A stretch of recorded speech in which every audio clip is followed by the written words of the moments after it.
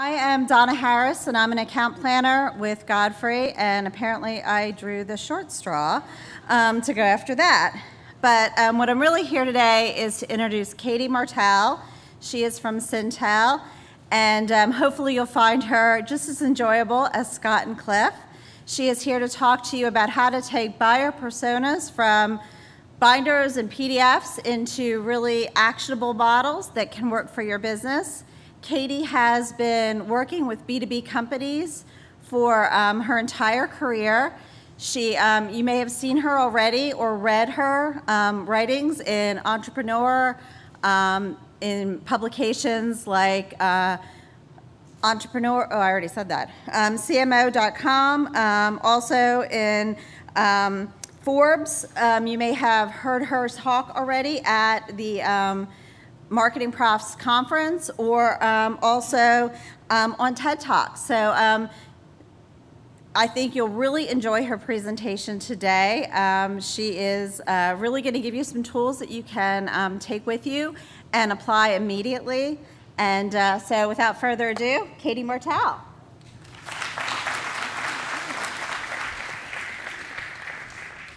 Oh my gosh.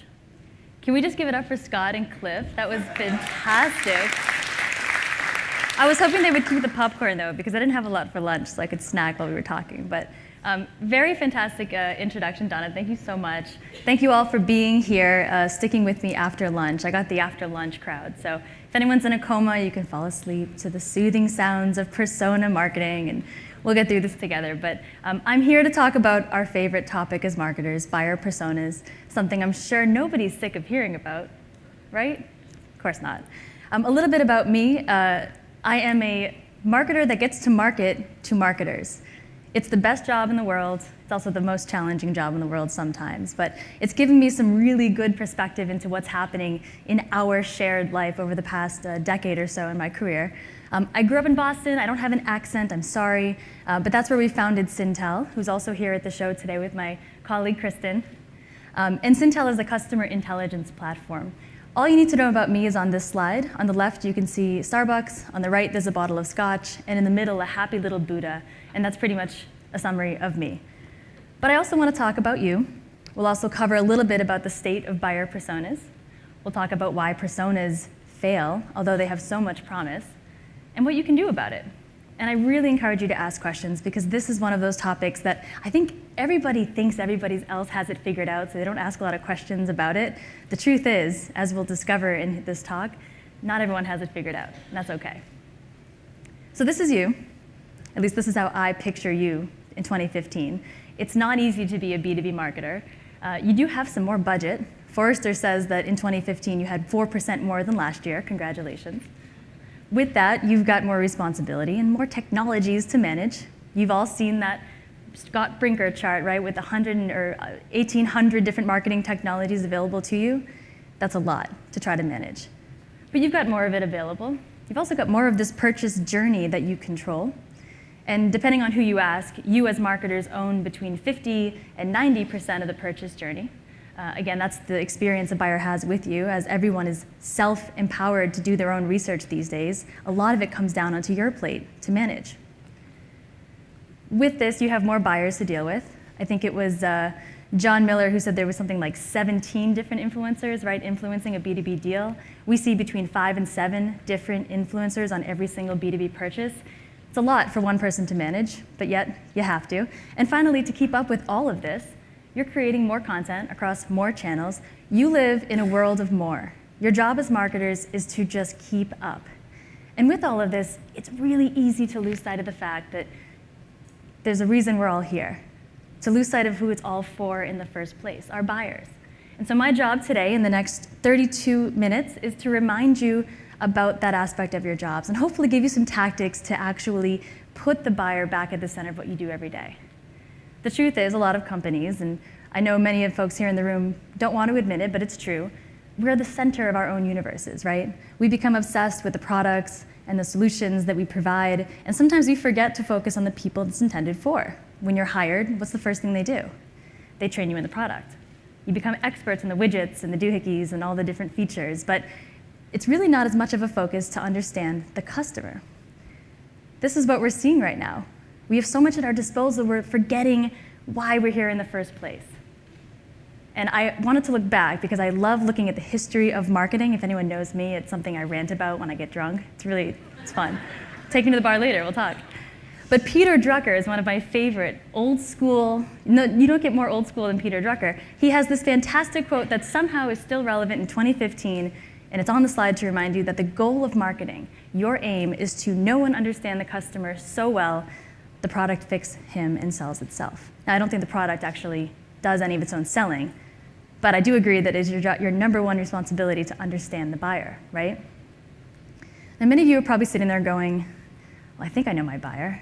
I know their title. I know where they are. I know a little bit about their jobs, but I don't really know a lot about my buyers. Maybe not as much as other guys next to me do. The fact is, you're not alone. 60% of companies in a recent Serious Decisions study admit they don't understand their B2B buyers. That's like saying that everyone over here and like this many people here over are hired and paid to market a product or solution to an audience they know nothing about. You guys are good. Good job. You 40%. But I think this is a little bit crazy, isn't it? I think we've forgotten about some of these basics in marketing, and I think if we don't start to focus back on the buyer, then we're out of luck. And the effects of not understanding our buyer are felt. They're hard, tangible effects in our businesses. As marketers, over the past 5 years, we've created 78% more content. Content engagement, or content output, is up by 78%. But in that same amount of time, content engagement is down 60%. That's an incredible decrease in the effectiveness of our content. Why? Because a lot of that content is still the same old product-focused, me-focused, company-focused stuff. And it doesn't engage with the people that we are sending it to. At least that's one of my theories. There's another impact that I love. Has anyone here ever been kidnapped? I'm not looking at you, Josh, for any reason, but I never get any hands raised on that. I'm really disappointed. Someday. Well, if you're kidnapped, you ever hear those people in the news that spend a lot of years with their captors? I mean, it's awful, but they develop something called Stockholm Syndrome, and it's when they take on the worldview of the person that basically kidnapped them. I don't mean to insinuate that you have kidnapped your employees, but this is a great quote from Adam Richardson at Financial Engines. Our employees are like hostages suffering from this syndrome. Everybody in your business take on the worldview of your employer, and they forget what it's like to be a regular person. I love this quote because it speaks to the truth about our businesses. We do sometimes forget that a lot of our employees never get the chance to interact with a customer, never get to see the product impact their lives, never get to talk to a real customer, ever. It's just not their job. And so personas and customer intelligence and all the good stuff we're going to talk about can kind of be a proxy for this, but that's a fantastic image. In general, it's our job as marketers to get this right, and it's never been more important than in 2015. The Economist and Marketo teamed up, did one of those standard industry studies, and they found that the role of marketing is changing, as it does, to become the customer advocate within a company. That's a very powerful world. An advocate requires you to understand something so well that you fight for it internally. And I love that thinking. I love the idea of a marketer being the person in a company that is responsible for fighting for what is right for their buyers. That was a really tweetable moment, so I hope someone captured that. Our friends at the ITSMA, there was some stats thrown out by them earlier. They're fantastic. They did a study, and they asked a question that I'm going to ask you right now. So shout it out. I know it's not going to be on recording, but if you had to guess your number one job responsibility next year, and this was done at a worldwide study of B2B marketers, what would your number one responsibility be? Go ahead. Not all at once. Lead generation. Oh, lead generation. Thank you. Thought leadership, thank you. You guys are great today. It's after lunch, right? This is what happens. I'll tell you what happened in this survey. Understanding buyers is the number one predicted job responsibility by marketers in 2016. It took precedence over things like lead generation and thought leadership and managing marketing technology, even marketing competitor analysis. This is your number one responsibility. And if you're failing to get it right today, it's okay. It's a New Year's resolution, right? This is my favorite tweetable moment, and here's the hard truth that we should just come to terms with today. The company that understands their buyers best is going to win. In this brave new world of data and technology, it comes down to basics. This is what's going to set you apart, not the fanciest marketing technology. It doesn't matter how many vendors you have. You could have all 1,800. The budget's amazing, but it's not effective. You have to get this right for any of that to be truly effective. And it's not just about marketing. Laura Ramos, who's, don't tell anyone, my favorite analyst at Forrester, likes to say that to win in the age of the customer, marketers need to drive customer intel into all areas of the business. And Forrester talks a lot about this age of the customer. It's everything you've heard today. It's the buyers being in control, doing more of that research that Tim talked about, doing more of that self-empowered buying journey that puts them in control of the process. They're no longer relying on you to send them a brochure, send them a white paper. They're empowered. If you're going to keep up, this is what it's all about. And so customer intelligence, to me, is the cornerstone of another buzzword we heard today, customer centricity. And what does it mean to be customer centric? To me, it's quite simple, and you should know whether you're one or the other. If you're a product-focused company, everything you do from campaigns to content to even staffing is oriented around products. And if you're customer-centric, that model is flipped. And you're able to put the customer at the center of the business and allow the customer insights you develop to guide the rest of your strategy. And for me, personas are really, at the end of the day, just a vehicle for customer centricity. This is a picture of me in a rental car. I do not drive this car, but I love this photo because it looks like I do. I'm in Palm Springs. This is the life I wish I led every day. It's the only reason for the photo. But to me, personas are really, so level setting on personas. Personas are a fictional character, right? We all know what they are, but just in case you're one of the folks that don't, that's okay. It just represents a fictional character that is a segment of your database. It can be a user persona using your product. It can be a buyer persona, somebody involved in the purchase decision. It can also be an advocate persona. You can create hundreds of personas. They're just characters. And in B2B, they help to humanize segments of your audience. They work because there's a science behind it, empathy. Human beings are hardwired to be empathetic and see the world through the eyes of somebody else.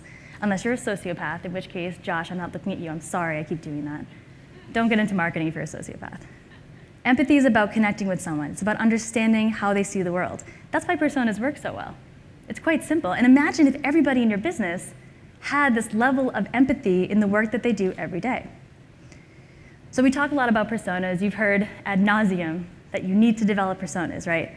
And I think that this concept of a persona, if you look back again in history, we can learn a lot about what's happened to it. So we'll start with the age of the dinosaurs, and shortly thereafter was the creation of the first buyer persona. Personas in the beginning were developed in software development. They were created by a guy named Alan Cooper.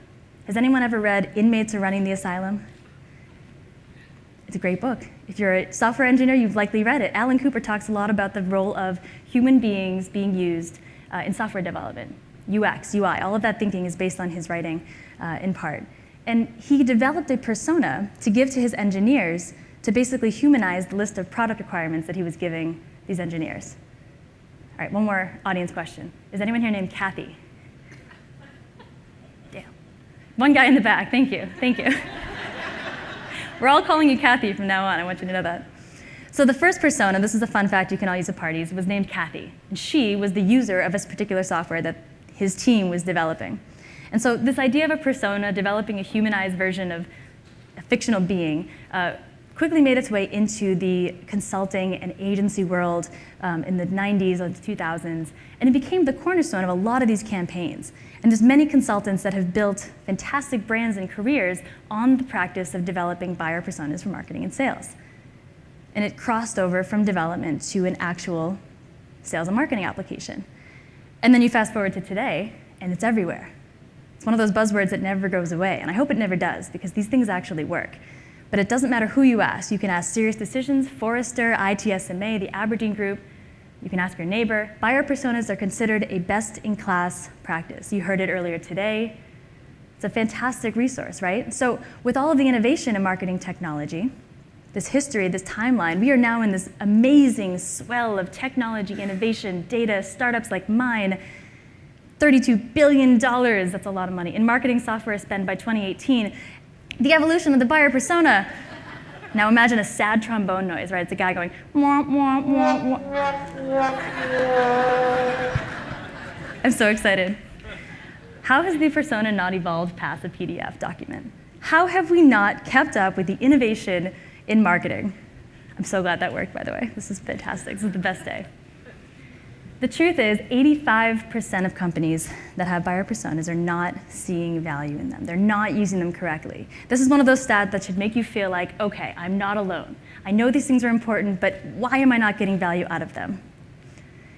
Let's do a poll. Gotta do a poll. How many people have personas, and they're very confident in them? They use them, they like the insights, the whole team uses them. One person in the front, you're brave. I like your jacket too. How many people have personas, but they need a little work? Maybe they've not been updated in a while, or you gotta update them a little bit. A few more hands, definitely. How many people don't have buyer personas, but they want to? A bunch more hands. And who has no personas and no plan to, ever? I was gonna say, if you're here, you probably should leave, because the session is likely not valuable to you. You're not alone. The poll in the room reflects the poll of the larger B2B marketing community. 73% of B2B companies have a persona initiative in place or have personas today. But again, 85% of these companies are not seeing value. So what gives? Why are personas so ineffective? That's one thing that we've been focused on over the past year or so at Cintell, and it's something that we've asked a lot of marketers. And we learned 8 things that cause personas to fail, and I'm gonna tell you about them. The first reason is this: personas are too shallow. We think of them often as a demographic criteria, right? What we use for segmenting our email database. And that's a good start, but really, if this is all you know about your buyer, you really know nothing at all. We, as marketers, are a lot more than our job titles, right? There's a lot more to us, there's a lot more going on. And we may use this for segmentation, but in the purchase process, there's a lot more going on. There's emotion, there's motivation, there's the political environment in a company. There's a lot behind a person that goes way beyond what we know of them from the company size, the industry, et cetera. Again, good place to start, but not deep enough. My favorite slide. Personas are stuck in PDF purgatory. We publish them, we print them out. I'm guilty of this too. I actually laminated my personas when I did them in-house. Printed them out, laminated them. I thought sales will use this. They'll keep it on their desk, right? Well, I saw it on the floor. I saw them in the bathroom. That was a tough day. A lot of time and energy goes into these things, but yet we kind of trap them in an immovable form. They're also hard to find on maybe a company intranet or a SharePoint or whatever you're using to share it. Maybe you're emailing them. The version control is a nightmare. I mean, this is really where our personas live today, and there's got to be a better way, right? The other problem with personas in PDF form is that they always go out of date really, really quickly. So one study that we did, we asked a lot of CMOs and VPs of marketing, when was the last time you updated your buyer personas? And a lot of them just said, never. I did them when I started the job, and I haven't updated them since. And that's what we found. The typical tenure of a head of marketing is 2 to 4 years, more in some cases, good job. But for those that are moving around every 2 to 4 years, if you don't keep up to date with your buyers, you're missing everything that's happening in that time frame. There's a lot going on in the world of your buyers to be aware of. Regulatory changes, new laws that are coming into the picture, or maybe there's hard times in specific verticals, economic pressures. There's new and retiring buyers, new demographic shifts. Did you know that in B2B, I think someone mentioned this earlier, half of the people that are researching your products and solutions are millennials? You know, those hipsters that no one wants to think about? Those are the people researching your products and solutions half of the time. So you have to be able to accompany and align yourselves to what they want, which is usually something on a smartphone, as we heard. And finally, there's always environmental changes, no matter who you sell to in B2B. New technology happening, new influencers in their space. Don't be left behind because you're not checking in. Number 4, they are created with internal opinion only. This happens not because we don't want to talk to buyers. Nobody in this room does not want to interview a buyer. You're just busy. I get it. There's not a lot of time, and it's really daunting to call people and say, tell me about yourself. But it'll teach you a lot. So most marketers opt for the easy route, which is to interview everyone in sales, interview their product team, interview their CEO, take what they know, and create a persona. And again, it's a good place to start. You shouldn't leave these people out of the process, but everybody in your company has bias. They have assumptions. Don't forget about Stockholm Syndrome, right? They're trained to say great things about you, and in your world, you're the only thing your buyers should care about. In your buyer's world, you are a fraction of something they have to give attention to only when they absolutely have to. So it's really important to get out of your office, get your head out of the sand, and talk to real people. Now, you might be also in this situation that many marketers are in. Sales won't let us near their customers. They don't want us to mess up their deals. They don't want us to talk to these people because they're in conversations with them. I had that too, had the same problem. It's tough. But here's some things that you can do to get over that hurdle. First of all, and actually I'm starting with number 3 here, find your BFF. Everyone in marketing has a sales BFF, somebody who's familiar and comfortable trying new things, testing new ideas, new possibilities. Start with them. Build trust with sales by explaining to them that what you're about to research will only help them in the long run. You're looking for things that are going to help you develop more qualified leads for them. What salesperson is going to say no to that?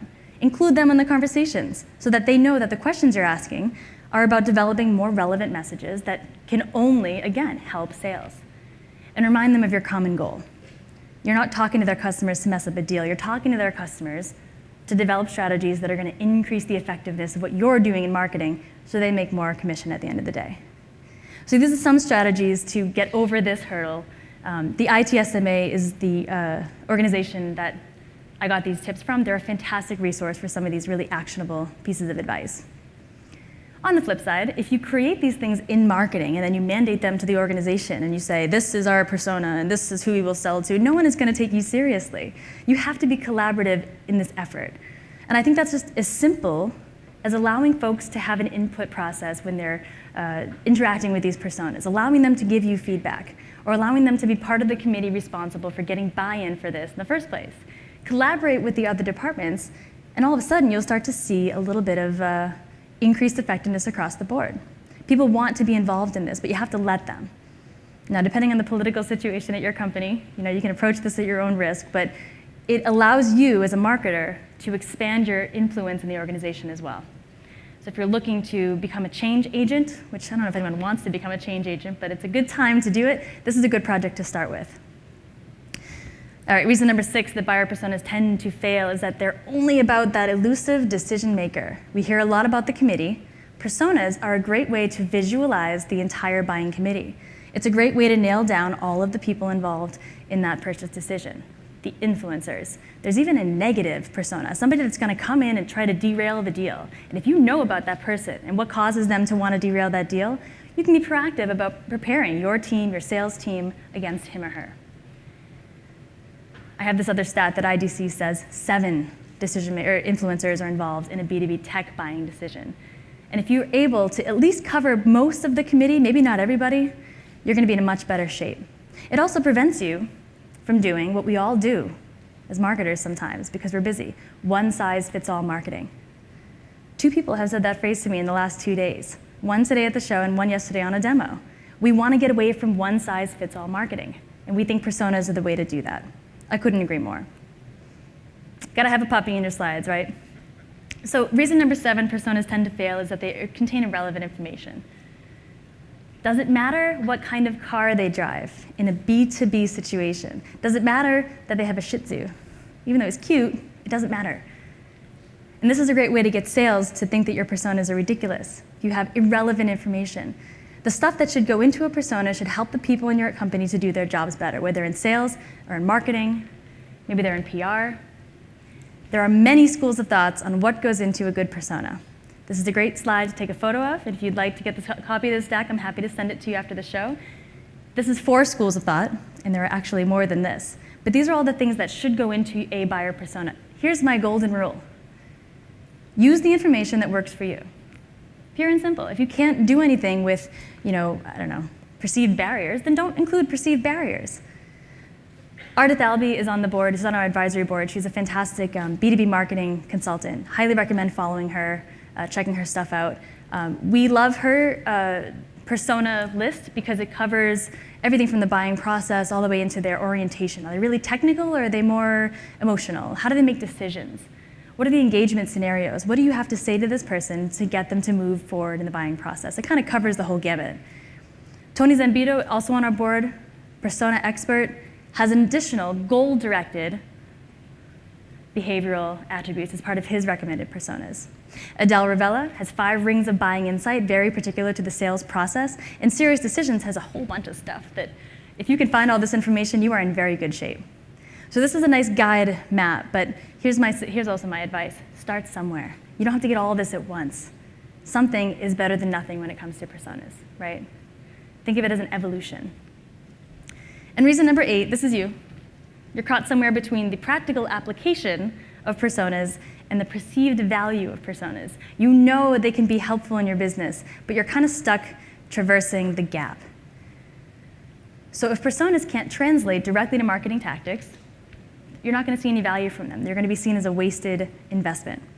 So here are some things that you can try to do, and I think the slide got cut off a little bit. So number 1, can you map your contact records to a persona? Yes, you can. You can start to segment your marketing by persona.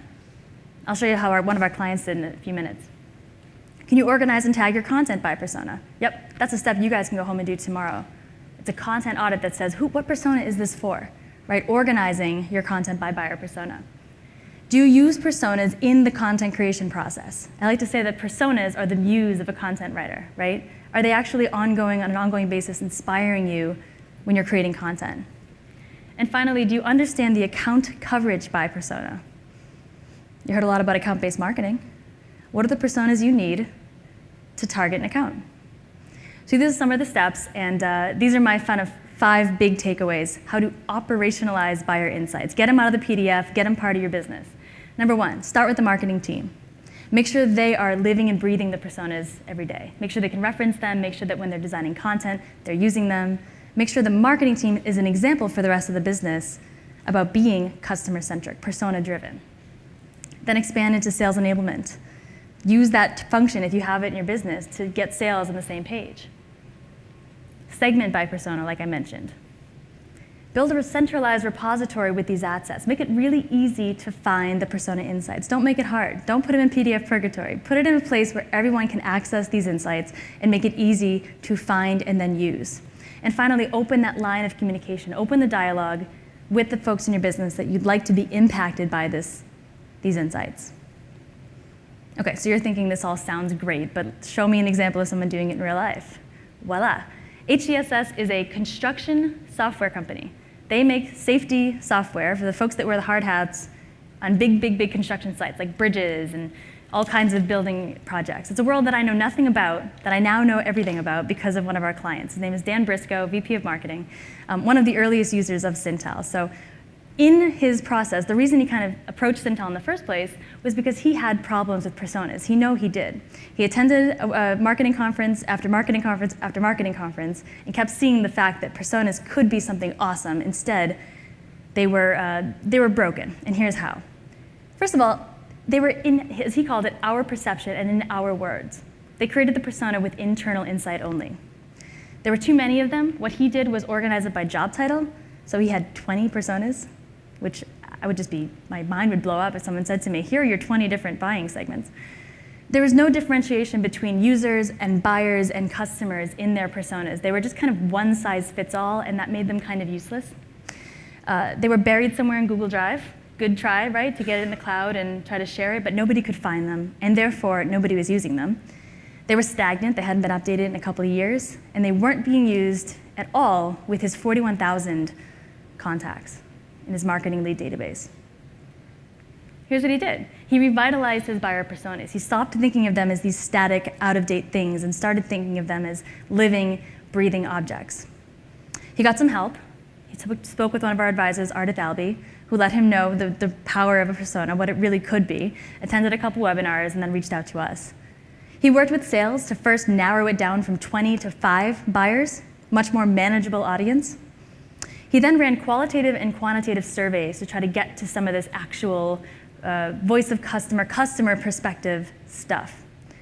And he did that by email, and he also picked up the phone and talked to a handful of customers. We're not talking 50, we're talking 5.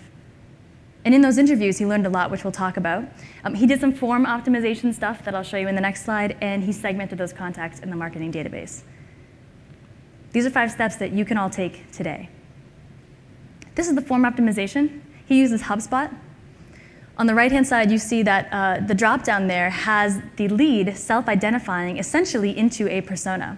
And at the bottom, it's hidden here, but it asks one question. What is your biggest business problem? One field. So every time somebody fills out this form, Dan gets an email, And he told us that when he gets this email, it's like Christmas, because he loves getting the fact that his customers are telling him their biggest challenges, what are their biggest problems. He gets really excited to read these emails. And here's what he does with this insight, right? Fatal 4 fall hazards infographic. Where does your safety program rank? Fatalities in construction. These phrases were all from that question. What is your biggest business challenge? So we said, great, I'm putting in an infographic. I'm telling my customers how to solve these problems they've told me they have. How to make money while keeping employees safe. Is your construction safety program sinking in the swamp? I don't know if anyone actually said that, but how to get safety ingrained in new hires. These were actual phrases, word for word, that his customers said as part of the persona interviews and part of this lead form change that he used to put directly into his content. He used it to guide blog post topics, white paper topics, and in fact, he changed all of the copy on his website because the way he was talking about his products were completely different than the way that the customers approached their own problems. And the word choice that they used was entirely different. And so here's a good example down the bottom of all the ways that HCSS safety could help you. And these are the exact words the customers used in answering the questions, what's going on, what keeps you up at night, what are the biggest problems you're trying to solve. Provide training to reduce preventable injuries. Send employees home without injuries. And this actually increased the conversions on his website. His blog subscriptions did this fantastic upswing. His reach on social media rose. He saw new qualified leads. He saw a rise in lift from his marketing programs, and his sales team was thrilled because they now have access to these insights that help them have more relevant conversations. Now, Dan just started this process a few months ago. This is actually a very simple way of getting his persona insights used in marketing. Do the interviews, take the voice of the customer, start using it in your copy. Simple. It's a nice, small example of, I think, what is a pretty attainable goal for everyone here. And what he learned was 3 things. Primary research is powerful. He would have never learned these insights if he had relied only on his internal sales team. Number 2, it's a great lesson to learn. It's not about you. It's not about the company. It's about the customer. And he really tries to make the customer the hero in his story, the main character in his story. And so I hope I've given you some things to think about today. I hope I've given you some examples that it is possible, that you shouldn't be scared like that fantastic persona movie that we saw ahead of time. You shouldn't be scared by the topic of personas. Don't be scared to get started. You're never going to get it right in the first try, but if you start somewhere and look at it like an evolving, continuous project, you'll get there. And so anybody have questions or? My first question is, in your example with Dan at HCSS, he had 20 personas, he went to 5. So how do you know what the right number of personas really is? That's a great question because it's something everyone asks, right? They think, a lot of marketers make the mistake of saying, I need to create a persona for every job title that I sell to. And unfortunately, in some cases, that means that you may have hundreds of personas, and that's not manageable. So I think the golden rule that we see work a lot for clients is have the number of personas that you can manage. What that means is you can develop content for this persona. You have 15 personas. Okay, you're gonna create 15 pieces of content? Nobody has bandwidth for that. Find the commonalities in the persona that goes beyond a job title that allows you to group them into segments. And then treat those segments purely like they are, different journeys, different buyer journeys. 2 personas could have vastly different jobs, but the same role in the buying process for the same product, depending on the company size. And so I think it's really important to look at it like you're gonna be using this persona to guide marketing, so work backwards.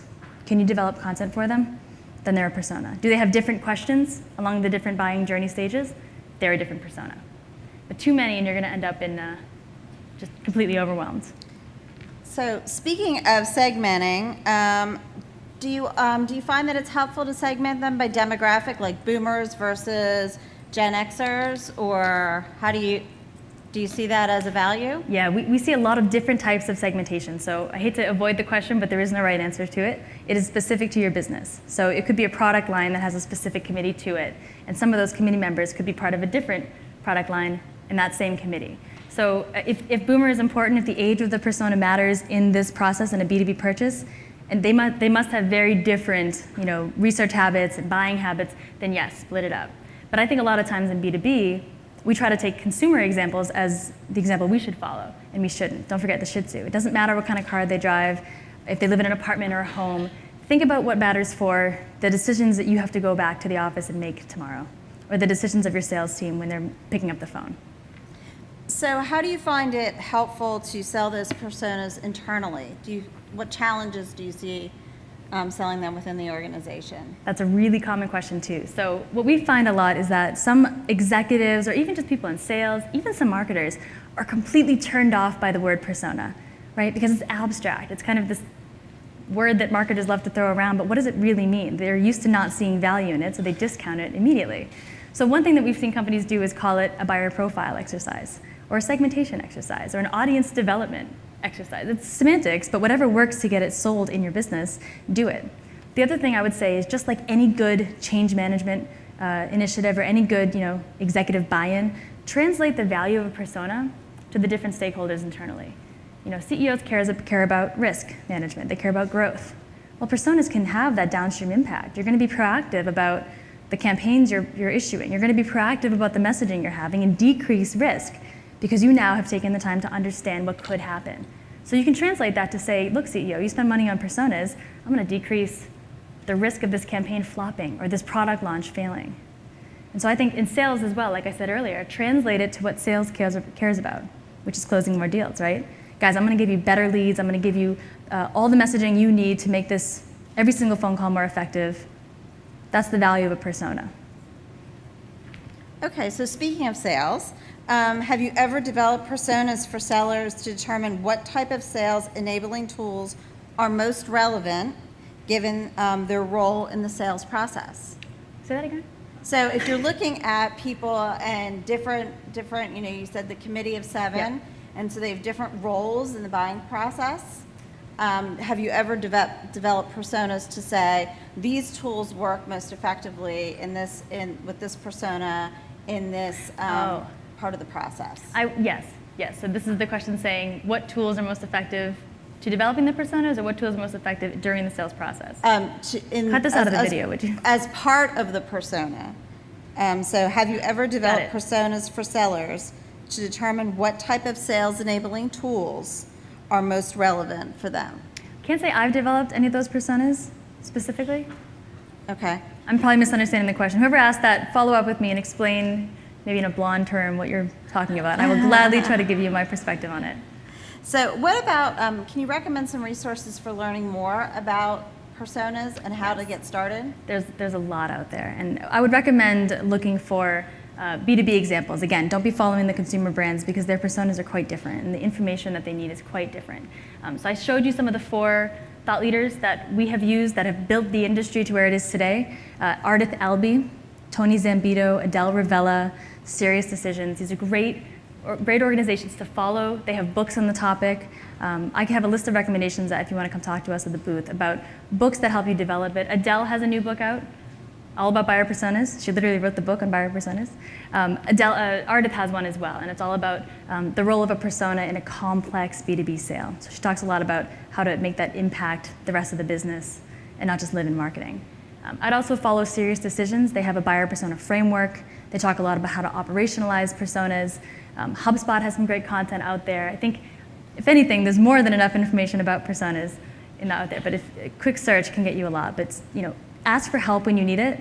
Sometimes it's hard for marketers to get started because we're not trained to do this research. We're not ethnographic researchers, we're marketers. So it's hard to know exactly what to ask in the persona interview, or who to interview, or how to get someone to even get on the phone to take a persona interview. But these answers are available out there, and I know we're happy to answer anything you guys have. So one last question. Why do you see that personas fail in organizations, or what has been the cause of that? We talked a little bit about that in the session, the 8 reasons that personas fail.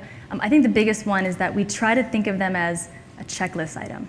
We look at personas like, all right, get my personas, where's my results? And you have to be willing to take the persona insights and integrate them in the rest of your business. Consider them living and breathing documents that represent your buyers on an ongoing basis, and really try to humanize your buyers. If you don't have personas today, think about it, like I said, if you remember anything else, it's about empathy. It's about taking that IT director, anonymous person, and learning more about him so that you're just a better marketer at the end of the day. All right, well, thank you, Katie. Else? That's Thank really you guys been so very much. interesting. Thank you.